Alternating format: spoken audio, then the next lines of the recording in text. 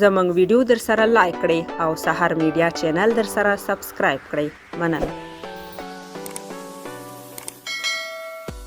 د افغانستان د ټاکنو خپلواک کمیسیون اعلان وکړ چې محمد اشرف غنی د 1393 لمریز کال د تلې د شپږمې د ولسمشرۍ ټاکنو کې ګټونکی دی.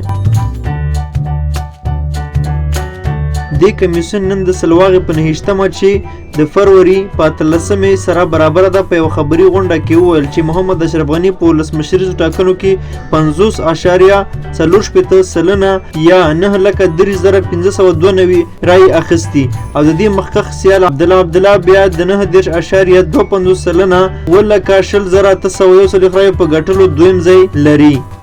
د ټاکنو بل نوماند ګلبدین حکمتیار بیا 3.15% او 10,201 رای ګټلي او دریم ځای لري. د ټاکنو خپلواک کمیسیون مشر محمد اشرف غنی د 50.4% رایو په ګټلو د افغانستان ولسمشر په توګه اعلان کړ. نو د اشرف غنی مینوالو ته ډیر مبارک وي. نو دا اوس موږ د نن ورځې خبر امید لرم چې تاسو به خوښ شوي وي. د نورو خبرونو دپاره زموږ دغه چینل در سره هرومرو سبسکرایب کړئ. مننه ډیره زیاته. الله مو مل شه.